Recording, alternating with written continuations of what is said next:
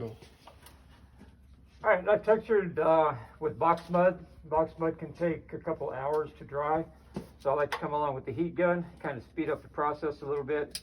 That way I can cut my job down from a couple hours to 1 hour, maybe 45 minutes depending. You're gonna stand like that with the heat gun for 45 minutes, Alan? I'm sorry? You're gonna stand like that with the heat gun for 45 minutes? Oh, this will take me maybe 10 minutes to dry all this. It just speeds it up really fast. So I get the heat gun on it, take my knife, knock it down, sand the edges to taper it, and I'm ready to paint. Right.